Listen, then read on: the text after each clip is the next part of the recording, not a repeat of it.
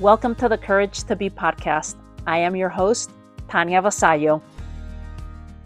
Every big decision brings with the big choice. Do I choose fear or do I choose trust?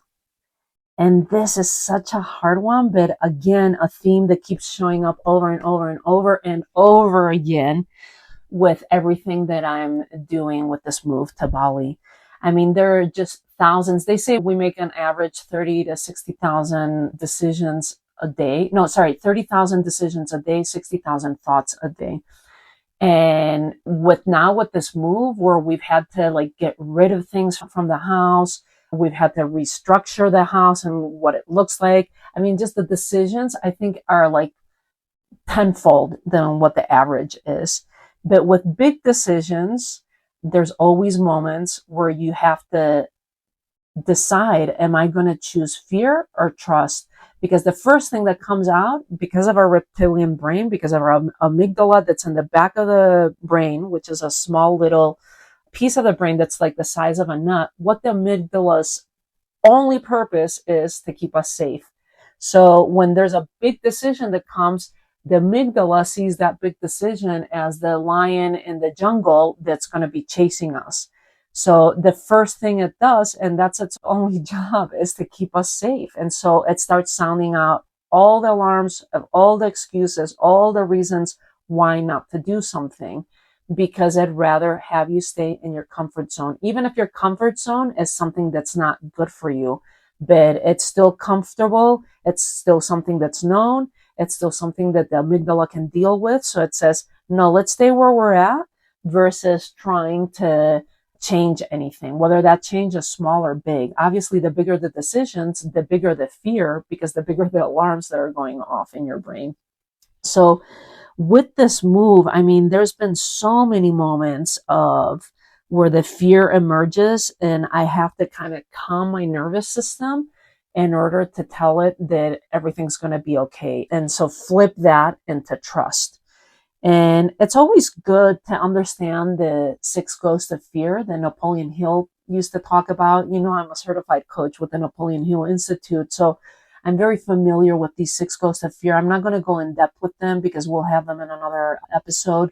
But the 6 main ghosts of fear are fear of poverty, of criticism, of loss of love from a loved one, of ill health, of old age, and of death. So I always, when I feel the fear in my body, I always try and revert it, bring it down to one of those 6 fears. And that helps me pinpoint it. It helps me have that awareness, like, oh, okay, I'm scared right now because of fear of poverty, or I'm scared because of fear of criticism, you know, whatever it is, or it helps me analyze what the fear is and how I can reframe it and calm my nervous system down. So that's usually my process when I'm trying to overcome my fear and choose faith instead of fear. Like I'll have to bring myself back down, you know, like there's just been so many fears that have shown up that are still not even answered, you know, and all of these come from uncertainty. Like, will the house get rented out on time? Will we find the right home when we land in Bali? Will Isla get connected at her new school? What if she doesn't get connected? What if she doesn't like the kids? What if we get overwhelmed with the traffic? I keep hearing there's so much traffic. There's so much traffic there. Will I rebuild a sense of community from scratch again once I get to Bali? Like all of these things are unknown. And so it's that fear of unknown. And then you can start spiraling because you start going down that rabbit hole. But yet every single time I come back to this one truth, which I didn't come this far to operate from fear. And I have to remind myself, I give myself examples of other moments that I've gone through, you know, these big jumps, taking these big leaps of faith and knowing that I was safe at the, you know, on the other side. Meaning when we moved to Spain from the States and we didn't even have any jobs lined up. We just decided to pick up and go to Spain. We did the same thing on the reverse. We came from Spain after spending 4 years there. We decided to come back to the States and we chose Santa Fe, New Mexico. We'd never lived here. We didn't have a community. We didn't have jobs lined up. We didn't have anything. So again, it's jumping into that space of faith.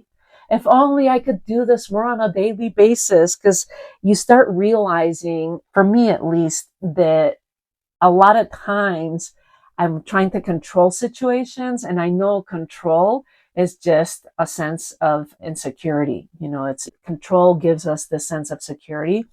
And it keeps reminding myself. I mean, I'm sharing all of this about choosing faith over fear, because I know we all experimented, and it'll be good for me to listen to this episode again so that it reminds me of, like, everything's going to be okay. I am safe. Like one of my mentors used to say, Louise Hay, she used to say, all is well. I am safe. Only good lies ahead of me. All is well. I am safe. Only good lies ahead of me. And I just have to remind myself of that too. There's also divine timing and our personal timing. And so I just invite you, as you're listening to all of this, and to ask yourself the question, where in your life are you being invited to choose trust instead of fear? Just think about that. Share with me, that we're more on Substack right now and YouTube. Those are the main platforms that I'm focusing right now, where I can receive comments. And I'd love for you to share with me, any moment that you've gone through choosing trust versus fear. And just remember that we don't need guarantees to move forward. We just need trust and a little courage. So until our next episode, have a fabulous day. If you loved today's episode, it would mean so much if you rate and review The Courage to Be on Apple Podcast.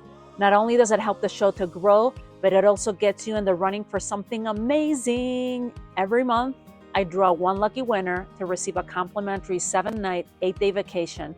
You'll get to pick from over 3,000 beautiful resorts worldwide. You just cover the taxes and fees like you would with a travel rewards. Airfare is not included.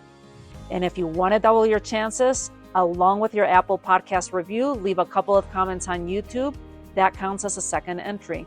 Just send your screenshots to help.thecouragetobe@gmail.com, and you'll find the email in the show notes too. It only takes a moment, and who knows, your next adventure might be closer than you think. Thanks for tuning in. I'll see you on our next episode of the Courage to Be podcast.